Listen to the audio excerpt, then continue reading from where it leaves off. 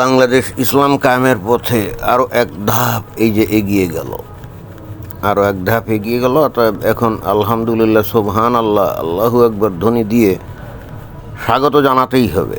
ঘটনা কি? ঘটনা হচ্ছে শেষমেশ বাংলাদেশ তো ওই যে ভারতে ওই টি-20 ক্রিকেট যে বিশ্বকাপ, সেটা তো খেলতে যাবে না, এখন বাংলাদেশ বলছে আমরা খেলবো না, ভারতে আমরা খেলতে যাব না। এবং বর্তমানে ওই বাংলাদেশের ক্রিকেট যে সংস্থাটা, প্রত্যেকটাই দেখলাম যে প্রচণ্ড রকম ভারত বিদ্বেষী। ভালো কথা। আমি প্রথমে একটু দুঃখ প্রকাশ করতেই হবে। আমি এই যে ভিডিও করছি না, যে পাশে কোথায় জানি ওই গতকাল পূজা অর্চনা হয়েছে না এখানে, ওই যে সরস্বতী পূজা, সরস্বতীকে অনেক ডাকাডাকি করছে এরা, দেখলাম যে বিদ্যা দাও, জ্ঞান দাও, ইত্যাদি ইত্যাদি। তো ওই আনন্দের রেশ কিন্তু আজকেও রয়ে গেছে। এই জন্যে কোন জায়গায় জানি একটা অনুষ্ঠান হচ্ছে, আবার বাজিও ফোটাচ্ছে, ওই শব্দগুলো কিন্তু চলে আসছে, বুঝছেন? এখন কি আর করা, যে দেশে যে আসার, কিছু তো করার নাই। তো আসল প্রসঙ্গে আসা যাক। সেটা হলো যে বাংলাদেশের cricket team eventually they are not going to India to play world টি-20 কাপ, তাই না? তো এখন তার পরিবর্তে যে খবর বের হয়েছে, যে পরিবর্তে নাকি স্কটল্যান্ড খালি খেলবেই না। ইন্টারেস্টিং ব্যাপার হচ্ছে আইআইসি, ইন্টারন্যাশনাল আইআইসি নাকি এটার কি বলে, আন্তর্জাতিক ক্রিকেট বোর্ড, এটার কি বলে, তো তারা বাংলাদেশকে এইবার ওই যে খেলতে যে যাবে না, এই জন্যে আদেশ অমান্যর দায়ে আন্তর্জাতিক ক্রিকেট বোর্ড বাংলাদেশের ওপরে 650 কোটি টাকা জরিমানা ধার্য করছে। কি দুর্দান্ত, তাই না? জরিমানা ধার্য করছে। এইবারে কোথায় যাইবা বাংলাদেশ?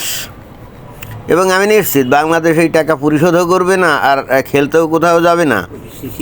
এবং অবশেষে যে ঘটনা ঘটবে, বাংলাদেশে আস্তে আস্তে ক্রিকেট বন্ধ হয়ে যাবে। এবং এটাই হলো বাংলাদেশে ইসলাম কায়েমের একেবারে সঠিক এবং সুগম পথ। কারণ ইসলাম অনুযায়ী ক্রিকেট খেলা তো ভাই হারাম। এখন ডাইরেক্টলি হারাম বলে ক্রিকেট বোর্ড ভেঙে দিয়ে খেলা টেলা বাদশাহ তো আর দেওয়া যায় না। তো তাহলে কী করতে হবে? কোনো একটা ঘটনা ঘটাতে হবে, একটা অজুহাত তৈরি করতে হবে, তাই না? এবং অজুহাত হাতে নাতে মুস্তাফিজকে ওই যে ভারতের ক্যালকাটা নাইট রাইডার্স যে ক্লাব আইপিএলে, তারা কিনছিল কত 9 কোটি টাকা দিয়ে মনে হয়। তো এখন এই মুস্তাফিজকে এই কলকাতা নাইট রাইডার্স ক্লাব বাদ দিয়েছে, যে না, তুমি খেলতে পারবা না। কিন্তু এটা তো হলো ভারতের আভ্যন্তরীণ ইন্টারনাল একটা টুর্নামেন্ট। ওখানে যে কোনো দল যে কাউকে ক্রয় করে তাকে বাদ দিতেই পারে। যেমন উদাহরণস্বরূপ বিশ্বের সবচাইতে দামি এবং সবচাইতে জনপ্রিয় যে ফুটবলার মেসি, সে কিন্তু এই যে বার্সেলোনাতে খেলতো। তো একটা পর্যায়ে কী কারণে জানি বার্সেলোনা তাকে বাদ দিল, এবং তখন মেসি কিন্তু যে আমেরিকায় ডেভিড বেকহ্যামের কি একটা মায়ামি কি একটা ক্লাব আছে, সেখানে এখন খেলে। তো এখন মেসিকে যে খেলতে দিল না বা বাদ দিল বার্সেলোনা, তো এটার সাথে তো ভাই ইন্টারন্যাশনাল যে ওই ফুটবল যে আছে, সংস্থা আছে, তার তো কোনো সম্পর্ক নাই। এরপরে এখন এই মেসির কারণে কি আর্জেন্টিনা বলবে যে সামনের যে বিশ্বকাপ আছে ওইখানে তারা খেলতে যাবে না? এটা কি হয়? যদি এরকম বলে তাহলে তো এটা মূর্খতা, তাই না? আইপিএল হলো ভারতের আভ্যন্তরীণ একটা ক্রিকেট টুর্নামেন্ট। সেখানে যে কাউকেই যে কোনো কারণে বাদ দিতে পারে, আবার নিতে পারে। এটা তাদের আভ্যন্তরীণ ব্যাপার, এর সাথে আন্তর্জাতিক ক্রিকেটের কিন্তু কোনো সম্পর্ক নাই। বাট বাংলাদেশের দরকার অজুহাত, কারণ বাংলাদেশের ক্রিকেটকে তো বাতিল করে দিতে হবে। এই ক্রিকেট থাকলে বাংলাদেশের মানুষ খাঁটি সহি মুমিন মুসলমান হতে পারছে না, তো অজুহাত তো পাচ্ছে না। অবশেষে এই মুস্তাফিজের অজুহাতে এখন বাংলাদেশ বলছে আমরা আন্তর্জাতিক ক্রিকেট খেলতেই যাব না। ইটস ওকে, ফাইন, তাই না? এটার মানে কি? মানে আসলে এরা জানে যে ক্রিকেট খেলা যেহেতু হারাম, অর্থাৎ তারা খেলবে না, এই জন্যে তারা বলছে আমরা যাব না। এখন এই বাংলাদেশের তৌহিদি জনতা, মুমিন মুসলমান, যারা নাকি সারাদিন ইসলাম করে, তারপর আবার ক্রিকেট খেলা দেখে, অন্তত তাদের কাছে তো পরিষ্কার থাকা গেল, তাই না? বিষয়টা কিন্তু আসলে তাই, এটা কিন্তু বুঝতে হবে। এখন ঘটনা কিন্তু জমে গেছে। এই যে বলছে না যে এখন আন্তর্জাতিক খেলা থেকে আপনি কথাবার্তা ছাড়া আপনি নিজের না প্রত্যাহার করে নেবেন, আপনি খেলতে যাবেন না, তাহলে তাদের যে ফিক্সার আছে ফিক্সারে অনেক সমস্যা হয় না? কারণ বাংলাদেশের সাথে তো কিছু কিছু দেশের খেলা ছিল এবং ভেন্যু ছিল এবং ওই টিকিটগুলো বিক্রিও হয়ে গেছে। তো তাই যদি হয়ে থাকে তাহলে এখানে ওই একদল মন চাইলেও যে আমি খেলতে যাব না, বিষয়টা তাহলে এরকম না। বাংলাদেশের মুমিন মুসলমান ইমানি জোশে বলতেই পারে যে আমরা খেলতে যাব না, কিন্তু এই যদি আন্তর্জাতিক ক্রিকেট সংস্থা তারা তো বিষয়টাকে সহজভাবে নিবে না, হালকাভাবে নিবে না। বাংলাদেশের সাথে যাদের যে সমস্ত খেলা টেলা ছিল ওই খেলাগুলোর হয়তো টিকিট বিক্রি হয়ে গেছে বা নানা কিছু অনেক কিছু হয়ে গেছে। এখানে খালি ওয়াক ওভার দিলে তো হবে না। বাংলাদেশ খেললো না বলে অন্য যে দল আছে তাকে ওয়াক ওভার দিল, this is not the solution, right? কারণ এর সাথে বিজ্ঞাপনের ব্যাপার আছে, টিকিট বিক্রির ব্যাপার আছে, মানে অনেক বিষয় কিন্তু এখানে জড়িত আছে। And that's why ICC has already imposed A fine penalty of 650 crores of টাকা। এটা কিন্তু জরিমানা ধার্য করছে এবং আমি নিশ্চিত বাংলাদেশ তো এই টাকা পরিশোধ করবে না, আর করবেই বা কেন?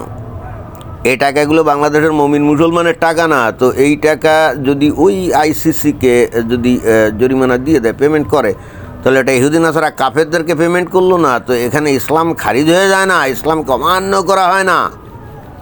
যেখানে এই ইসলামে ক্রিকেট খেলা 100% হারাম, খালি ক্রিকেট কেন, ওই যে ইসলামে তো মাত্র 3টি খেলা যায় যেটা নাকি নবী খেলে গেছেন। এক হলো স্ত্রীর সঙ্গে দৌড়াদৌড়ি করা, 2 হলো তীর ছুড়ি করা অর্থাৎ অস্ত্রপাতি শিক্ষা করা, কারণ জিহাদের জন্য সেটা লাগবে। আর একটা হলো ঘোড় দৌড় করা। এবং এই ঘোড় দৌড়ের বিষয়টাও কিন্তু যে আধুনিককালে গাড়ি ঘোড়া এগুলো চড়া, মানে গাড়ি টাড়ি এগুলো চড়ার ব্যাপার, এবং এটাও লাগবে এই কারণে যে কারণ জিহাদ করতে গেলে গাড়ি টাড়িতে করে তো জিহাদিরা এখান থেকে ওখানে, সেখান থেকে সেখানে যাবে, তাই না? এখন এছাড়া বাকি যত খেলা আছে এগুলো তো হারাম। ওই যে বাংলাদেশের বিখ্যাত হুজুর আব্দুর রাজ্জাক বিন ইউসুফ, সে কি বলছে ক্রিকেট খেলা তো দূরের কথা, দেখা তো দূরের কথা, যেখানে ক্রিকেট খেলার কথা হয়, মানে ক্রিকেট খেলা নিয়ে গল্পগুজব হয়, ওখানে বসে থাকাটাও হারাম। তো তাহলে এই যখন অবস্থা, আর বাংলাদেশের মানুষ যখন ধর্মোন্মাদ হয়ে গেছে, তারা যেহেতু বাংলাদেশ ইসলামী শাসন কায়েম করতে চায়, তাহলে তারা যে কোনোভাবে হোক ক্রিকেট খেলাটাকে তো বাদ দিতে হবে তাদের, তাই না? অজুহাত তো খুঁজে বার করতে হবে, অলরেডি পেয়ে গেছে। এখন আন্তর্জাতিক ক্রিকেট থেকে আপাতত তাদেরকে জরিমানা করা হয়েছে এবং আমার ধারণা জরিমানা যদি না দেয় তাহলে বাংলাদেশকে তারা আন্তর্জাতিক ক্রিকেট থেকে তো একেবারে বাদই দিয়ে দিবে, তাই না? এরকম যদি হয় তাহলে তো সোনায় সোহাগ ক্রিকেট আর কেউ খেলবে না। তাহলে বাংলাদেশে ইসলাম প্রতিষ্ঠার পথ সুগম হবে এবং আমরা আশা করি যে আগামী 12 ফেব্রুয়ারি যে ইলেকশন হতে যাচ্ছে, আমি কিন্তু এখনও মনে করি ওখানে বিএনপি না, বরং দেখা যাবে জামাত ইসলামী বিশাল ব্যবধানে বিজয়ী হয়ে বাংলাদেশে বিজয় অর্জন করবে, and will go to the power and will establish sharia law as soon as possible. আর তখন রাষ্ট্রীয়ভাবেই কিন্তু এই যে ক্রিকেট খেলাকে হয়তো বলে দিবে যে এটা বাতিল, এটা হলো হারাম খেলা, এটা খেলা যাবে না। তো তারই মানে প্রিপারেটরি একটা পজিশন আমরা এখন দেখতে পাচ্ছি, মানে যেটা চলছে। তো ভালো কথা, আসলেই তো আমরা ক্রিকেট খেলা দেখবো কেন? ক্রিকেট খেলা দেখার পরে যদি 72 হুর আমরা মিস করি তাহলে তো এর সাইতে দুঃখের কথা থাকতেই পারে না, কি বলেন? তো এটা কিন্তু আমার কাছে পজিটিভ একটা বিষয় মনে হচ্ছে। অ্যাটলিস্ট বাংলাদেশের লোকজন কিন্তু অত্যন্ত সুন্দর কাজ করছে যে হ্যাঁ 72 হুর তো হারানো যাবে না, অনন্তকাল যৌন কেলি কণ্ঠমধ্য পান করে, তাই না? এইটা তো কোনোভাবে হারানো যাবে না। বেহেশতে গিয়ে কি আনন্দ, আকাশে বাতাসে গান গাইতে গাইতে তারা কিন্তু ওই 72 হুরের সাথে যৌনকেলি করবে।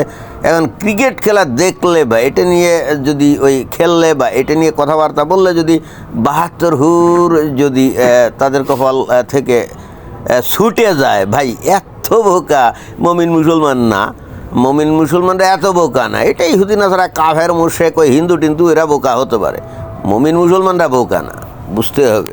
ধন্যবাদ।